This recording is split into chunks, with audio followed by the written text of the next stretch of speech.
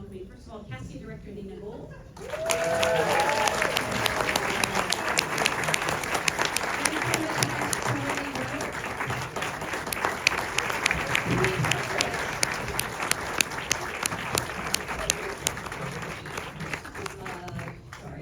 Partridge, Patrick Wilson.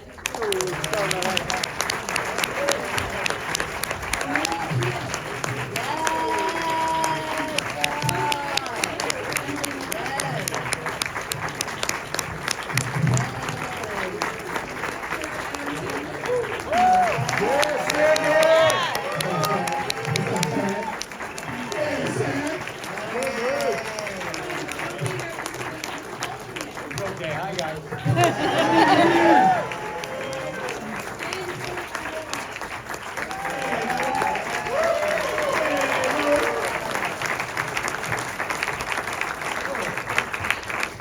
Thank you so much for being here. Congratulations on a fantastic movie. This is actually an audience of your fellow SAG after actors. We're being self-taped right now on their phones, apparently. But I always like to go back to the beginning and ask, how did you get your SAG card? And I know this could be different for Adam's still waiting for his. Got my after. Do you remember the job that brought it to you? What was it? What job? I don't remember. I remember being excited. I remember telling my father how excited I was, and then him and saying how much I had to pay. He's like, "You're excited about paying?" but honestly, I do remember it was the big moment. You get a SAG card. That means you're allowed to work. It means that things were going to come your way, and I got nothing. I think I actually know George's. I just saw it recently. What's that? Is it Grizzly too? No, that was before I I thought I was going to get my SAG card, and I got home and they were like, "No, the SAG's not even going to award that." I got mine on a motorcycle series I did a guest shot on with Rex Smith. I played a twin. I played an evil twin. Take my breath away.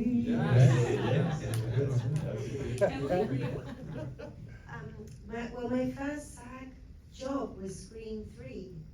But I was already acting. I mean, I'd done a lot of very, very bad sort of costume drama television things where I wore wigs that looked like they'd sort of dropped from outer space onto my head, and crinolines in England. And then I was here visiting my boyfriend, who's now my husband of 25 years or something. Yes, SAG. And I got put up for a job by my English agent. Somehow said they're doing sort of auditions for Screen 3, and will you go and audition for them? Very ambitious actress from Bakersfield called Angelina. And I went, and I just knew I wasn't going to get this job. No way would I ever get this part. And for some reason I got the part. It was amazing. And there was Wes Craven, and I just liked him so much. And I found myself just running around, you know, big old 1930s mansions in Hollywood and being chased by a man with a dagger. And it was amazing. It was really That's great. a dream. Yeah, it was. It was really good. Riley, for you? Mine was The Runaways. Really? Yeah. Jesus Christ. A few years ago. It was a while ago. Right out of the gate. That's impressive. Patrick, what about for you? Angels in America for HBO. My after card in 1981, What? doing commercials in St. Louis. Oh, wow. What kind of commercials do they do in St. Well, Beer commercial. what was that? Beer commercial. It was actually it's called Vest Cola, which was this is the last thing that I ever thought I would talk about. So I gotta talk about Noah, talk about George, how great they are, and Adam's so great. I'm talking about fucking Vest Cola. It was a Midwestern soft drink, and it was a takeoff of anybody that's over the age of probably 50 will understand this. There was a Mean Joe Green commercial for Coke, right? So in the Midwest, it was Vest Cola, and but it wasn't Mean Joe Green. It was Dan Dierdorf and the football thing. So it was me and Dan Dierdorf in like 1981, and I got my after card. And when I became like like a human when I was like, they were like, well, you actually had already joined the union back in '81. I was like, well, I'm not paying like back dues from when I was a child. That doesn't seem fair. But technically, I was a St. Louis local for a long time. True story. And this is why this question is a little unfair to Louis and Charlie, because you've probably been working for a while. You might have even gotten your SAG card on this. I don't know. I believe I got mine on a show I did called Disclaimer. I'm not sure how many people saw that, but it was on Apple TV. Yeah. We don't mention other streamers here. No. No cola, no stories for that one. But I think I got my card, and that's the main thing. And your girlfriend. I think I got mine on a show called Red Band Society, but I don't know. Yes. And that was is that when I got it? I think I got it. Red Band Society now streaming on Netflix. Is it? It better. Oh, fantastic. Cheers, Netflix. Thank you. Yeah, I was bald in that. They shaved my head every day, and they cut a mole off my head. That's all I remember. Yeah. Good show, though. I'm also intrigued about how people get into casting, because it's such a secret art. What was the first thing you worked on? The very first job I ever had was getting 50 extras with their own leather jackets to be in an AC/DC video. In England? In England, yeah. Why were they shooting in England? Used to make a lot of music videos in England in the 80s. Wow, AC/DC. Yeah. Oh, that's wild. That's so well. After that, I'm sure you can do anything. Yeah. Well, again, congratulations on a fantastic film, and I want to start at the beginning with Noah because I love that this film is set in this very specific world of Hollywood movie making, which you clearly know, but it's about so many universal things. You know, family, friendship, mortality, the choices we make. I'm kind of curious how you hit upon the idea of examining these themes through this lens of an actor, you know, reflecting on their whole life and career. Well, I mean, I suppose it's some basic way because, you know, an actor was, I mean, I have such affection for actors, and I know them well. I mean, Emily and I, when we were writing it, I mean, Emily is an actor. You know, I think we were writing something, as you're saying, sort of about how we're all performers and how we, you know, this sort of notion of the role we play and the person we might really be. And so an actor, of course, could be a kind of way to amplify that in a kind of representation of what we all kind of do in our ordinary life. But, you know, I think it also, what was also then, of course, as we worked on and built into the whole thing was this affection for the medium and movies and performance in all its forms, you know, and to get to work, you know, I mean, it has so many speaking parts in this movie, and get to work with, I mean, look at this, people on this stage. I mean, it was a privilege every day to come to work with these amazing actors, and this is just, you know, like 1/100th of the actors that are in the movie. I mean, and, you know, I mean, Nina can speak to this, you know, I mean, we had to, you know, we were casting in all these different countries. We had all the people on the train were all these magnificent actors from all over the world, who, and because it was so important, because part of what Jay goes through is sort of this, for him, sort of startling discovery that the world doesn't revolve around him, you know, but in part, I think what was so important is that everybody he meets suggests a history and a world beyond him, and, you know, that's what having, you know, these remarkable people does. You know, they come in, you know, people even have one or two lines, suddenly have a thing, you know, like you can imagine what them going home, and, you know, with that person's wife or husband might be, you know, that they live beyond this moment. And, you know, I mean, see, like Ben Alcock is talked about throughout the whole movie. Yes. You know, and then it's like, well, this guy better be good because everyone else is good. So, you know, and then there's kind of, you know, I mean, I would say about quickly, and then I'll let the others. But you know, like, you know, the challenge and the memories of having a younger Jay and Timothy.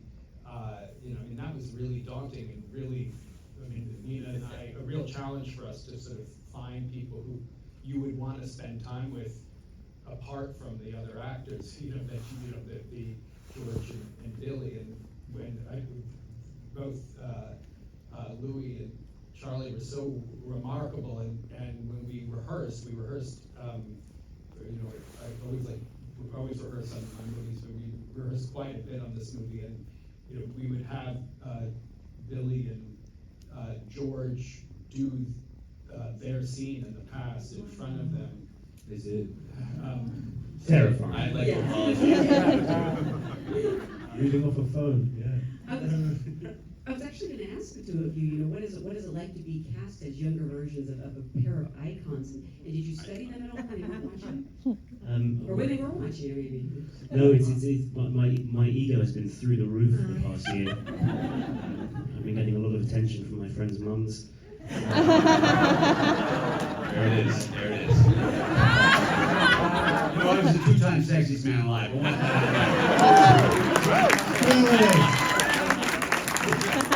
AARP sexiest man is still alive. It was truly incredible, but I was terrified every single moment, and particularly that moment. You would also act in front of him. Yes. Yeah, I had to be George with George there, which was. Oh, you were great. I mean, I wish I had your skill at your age. It was really irritating. You guys are so wonderful. There was something in the audition which I found bizarre, which was that I had to do my audition scene in front of Nina, you know, as an actor wanting a part, Yes. having to play a character that wanted a part, knowing that if I wanted the part, then I wouldn't get the part, because that's usually how auditions go, which was, yeah, I don't know how we did that. And Louis, for you, you're playing an actor whose audition is going poorly. Is that traumatizing? I had a lot of experience abroad. Yeah, I can't say that I studied Billy too deeply, but you know when sometimes you read something and you think, I know what I can do with that, I know that feeling. I've been there before. I was lucky that, yeah, I have had a few shorty auditions, more than a few, and it was something that felt quite natural. I didn't want to touch it too much. But yeah, Billy's awesome. That's a true compliment. I watched Almost Famous and have had similar kind of compliments. It's a brilliant film, and he's gorgeous. I also saw him in a one-man play called Yes. Harry Clark. Oh my And God, he's fantastic. fantastic. Yeah. 18 He's characters? unreal, something like that. Just telling a story like this with a chair, and he was brilliant. Did you know at that point you were going to be playing him? Yes. Oh, I did. okay. Okay. Were you taking notes? No. didn't want to open that. Well, I mean, I suppose the exercise that Noah made George and Billy do in front of us was completely necessary. Even though I've been watching and loving everything that George has done my entire life.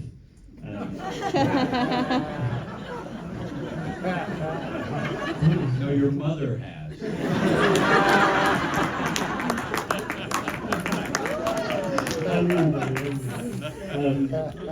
But you notice things that you didn't notice on screen that you then try to, or at least attempted to channel. Had anyone ever said you look like a young George Clooney before? No? Well, it's been said. George, I'm actually surprised a little bit that this is your first collaboration with Noah. This feels like such a natural. Well, partnership. we did a bit of Fantastic Mr. Fox. We were together a little bit, so you're a little. Fantastic, Mr. Fox, everybody. Wow, I mean, But not in person. I was the writer, he was a I was a puppet. what was it like to, I don't know, was it a call or did he just reach out to you and say, I have something for Once you? again, he was the writer and I was a puppet. No, I got a call, I think, from David Heyman, the producer, who said, do you want to, Noah's interested in you being in the film, and I said, I'll do it. And they said, do you want to read it? You guys get this. And I was like, yeah, but I'm going to do it. Because there are a few directors in our business that we all work in that you just go, well, I drop anything to get a chance to work with. Now, I will tell you, and you know this is true, I met him 20 years ago when he was doing the rounds with Squid and the Whale, and I was doing the rounds with Good Night, Good Luck. And I said to you, give me a job, right? If you ever need an actor. Yeah, if you ever need an actor. It was 20 years ago. You've worked with so many amazing directors. You're a great director yourself. What do you hope for from a director when you show up to a set?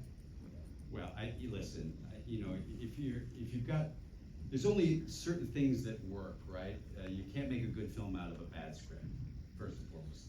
It's a beautiful script. If you get a good script, you're a big part of the way there. The next step is that the director, who is the captain of the ship, and you have to trust them, you know, and many of you guys have done this, when you're doing an ongoing running television series, one of the things you train yourself to do is not listen as much to directors.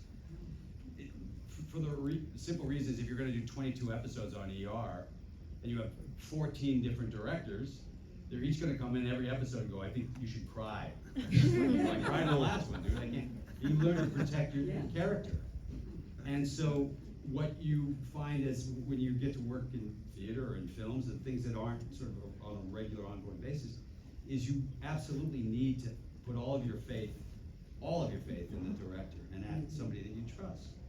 And there are a few off the bat, based on not just their work but their reputation, that you just go, I'd do anything for them. And Noah has always been one of those. Adam, you worked with Noah previously on the Meyerowitz stories, and I believe he wrote this role for you, and it's such a beautiful, complex, loving character. Well, what did it mean not only to have, you know, one of the best filmmakers say, I wrote this for you, but have it be this beautiful character? It's a very nice feeling. I'm very friendly with Noah. I love him. We did Meyerowitz together. We became so close, and he told me a couple of years ago, I'm writing a script with Emily, and that he has a nice part for me, and that's all. You just like what George was saying, you just go, okay, well, I got a movie coming up, whatever it's going to be. You're excited and then I read it. I teared up while reading it. I knew George was going to be Jay Kelly. I love that relationship. I knew George. We knew each other when we were young, and your mother was just starting to get into him. And then, but honestly, we clicked then, but we just knew each other a little bit. And then as we did this movie, the rehearsals that we had set up, and we just got closer and closer, and this guy was so, he just takes over. He just kind of gives you so much to love, and he protects you, and he looks out for you, and he has advice on so many things, and I just love being with him, and I love loving him in the movie. And by the way, he's just a good man. My sister's sick right now, and I had to see her this weekend in the hospital and all this stuff. And George throughout and Noah, just throughout the whole thing, checked in on me, and they're like real family to me, and I love them. That's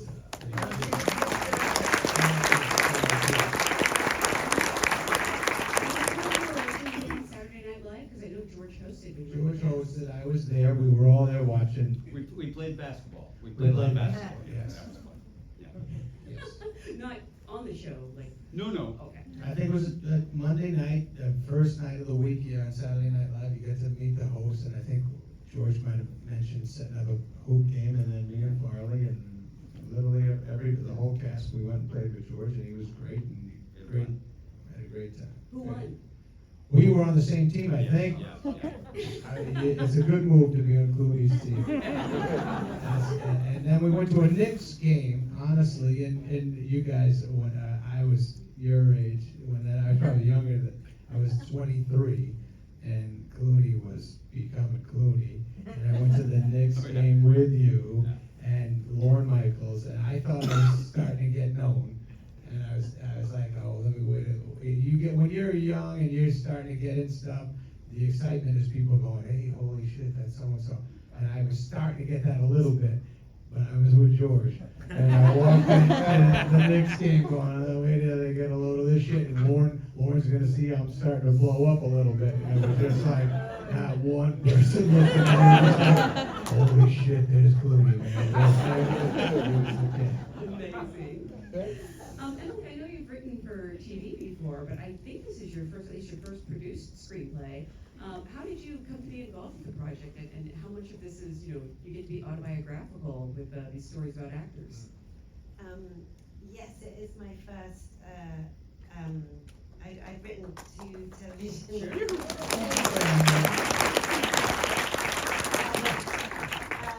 And I got to be involved because my children were in White Noise that Noah wrote and directed, adapted and directed a few years ago, and we got to know each other then, as I was kind of just the chaperone to my kids on his movie, but we became friends, and it turned out that he had watched a thing that I'd written called Doll and M, and had liked it, but which I couldn't believe, because my whole life I'd watched and loved his movies so much, and it just turned out that we had a lot in common, and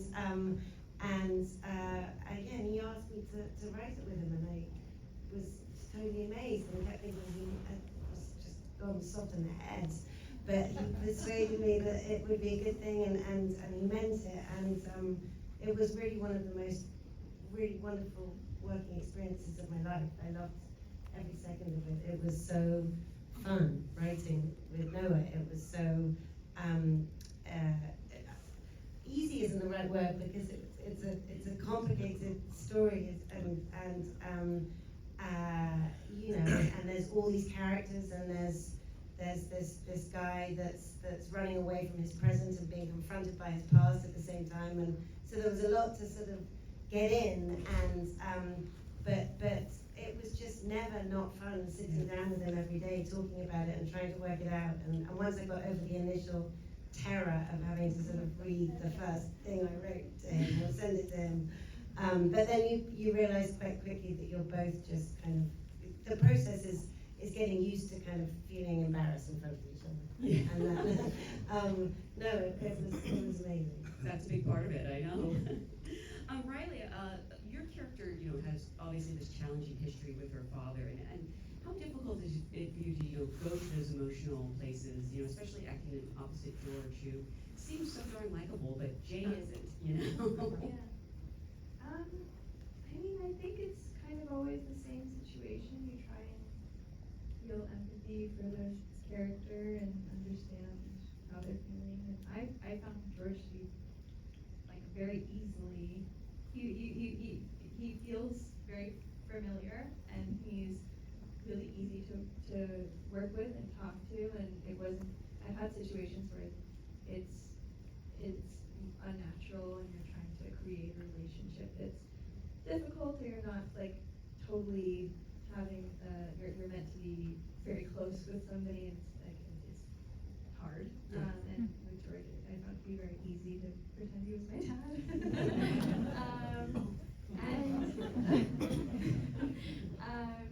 Or just, you know, yeah, that sort of relationship, and yeah, the rest was written in the script. This may sound like a strange question, but because that relationship is so important, was there any kind of a chemistry read that you did with the kids and George? No. I mean, we did do a lot of auditioning and a lot of work, and really we were incredibly thorough and really did our homework in a big way. But we didn't do any chemistry reading. No. Is it a matter of you show up and it's like, you know, you're meeting for the first time and pretend you've known each other all your lives? For the audition? Oh, you auditioned? Oh, yeah. Oh, I didn't know that. Oh, I okay. did. Yes, Well, for the audition then. Well, originally I actually got the audition and I said no. But it was because I know, I couldn't believe but it was because I had gone through a series of not looking things, and I was kind of like, I'm not gonna fucking, sorry. You can handle it. You can handle it, right? I was like, I'm not gonna get it, like, I don't, anyway. And then my agent, like, sent a text or something saying, well, Noah will call you and talk to you on the phone. And then I thought, oh, well, if he's gonna call, then maybe I do have, like, a chance, and he'll actually watch it. Wow. And so then I taped, but it was, you know. No, I understand, because also auditioning is very different from what you end up doing on set, so. Yeah. It's a strange process, but Yeah. I don't know a better one, honestly. Patrick, you were mentioning about how, you know, your character gets talked about so much before we finally meet him, and how in some ways that does a lot of the work for you, but also you then have to live up to this image we've all got in our minds Did you find that intimidating or kind of embrace it? I had no, well, no, it's going. I didn't read the script. Yeah. It's not because I'm a terrible actor. It was my choice. No, it's true. I didn't. We had talked about it, and by the time I got to, I think we shot in London first and did rehearsals, and then it was interesting because I was talking to Nona. It was like, because I wanted to, obviously I wanted to read the script. It's like, yeah, I could give it to you, yeah, or not. And I just said, you know what?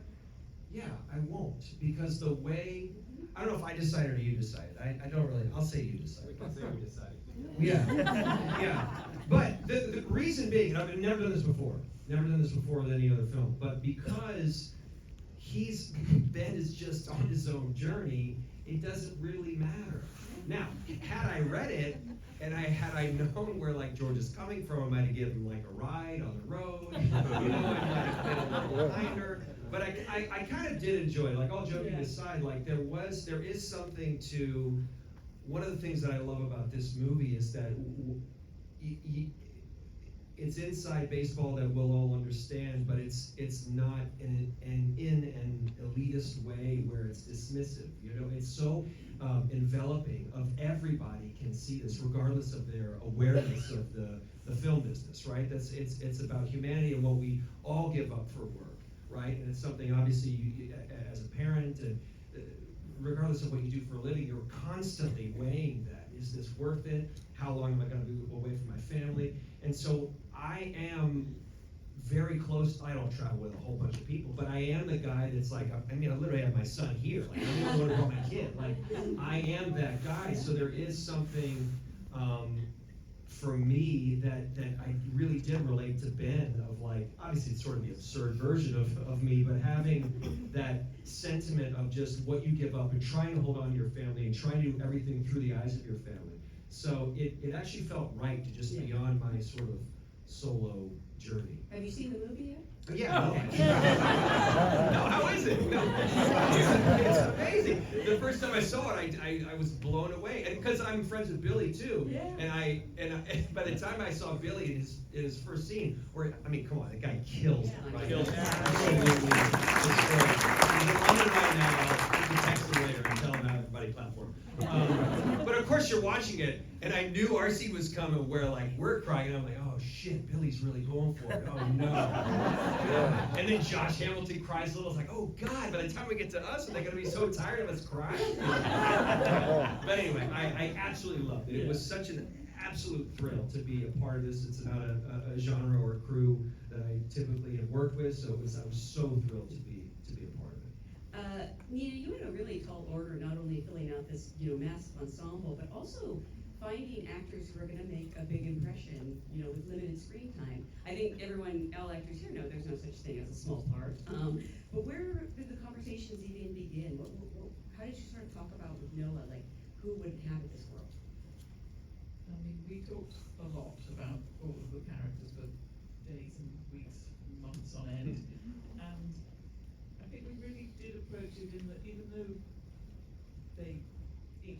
the characters that don't seem to have much time or only exist in a moment, we really treated all of those parts in the same way that we treated the big parts, and that they had to fully exist and fully be believable beyond their little moment. And so we really did examine it in a lot of detail. So I'm curious what the most challenging role is to cast, because sometimes it can be just that one or two line part that you struggle to find the right person for.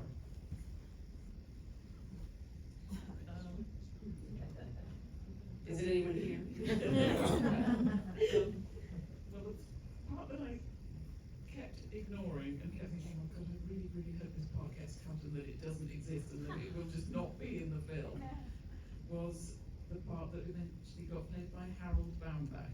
Really? Stole the show. But I was terrified of that part. Because The balance of the daughters was a big thing for us, I think, because it was sort of the sort of notion that one daughter, his relationship with one daughter is a sort of, very painful for a parent, but sort of more ordinary. The daughter is going, finding her own independence and moving on in her life, and then the more complex, fraught relationship with the older daughter, and sort of balancing the two, knowing that they're both, you don't see them together except at the very end, in a sense. And so that, I think that was a real challenge, and also the fact that Riley had passed the first time she was over. I had to go through this exercise of looking for other people, and finally going back and to get her to come back. But Grace Edwards, who plays the younger Daisy, also, just so interesting and authentic and wonderful, and I think that was actually her first kiss, wasn't it? yeah. Really? Yeah, we didn't know that at the time, and then. Well, she told me, but yeah. This is on screen. Wait, yeah, you mean on screen or? No, like, Oh, yeah. wow. yeah, that was the thing, I was sitting there watching, like, holy shit. Because we do have so many actors here, I would be remiss if I didn't ask you, Nina. Is there anything you would want an actor to know coming into that room or sending in a tape that, might help ease their nerves at all, or any pet peeve you have, or things that, casting directors are specifically looking for or not looking for? I think it's important to remember that every single person that comes in front of us is somebody that we really are encouraging to do well and really want the best for it in every single circumstance. And so that to enter into it in the spirit of everyone's on my side, Yeah. I think does help. Yeah, I've heard, you're rooting for them because you want them to solve your problem, or answer your question. Yeah, and Let's go. also we're aware that it's a hellish thing to have to do, and just want it to be as unproblematic for everybody as possible. Before we go, I was supposed to remind everyone that there are specialty posters out in the lobby. Please take one on your way out. I want to remind everyone this movie will be in theaters this weekend. Please spread the word. It's such a special film on Netflix December 5th. Thank you all so much for being here. Thank you, everybody.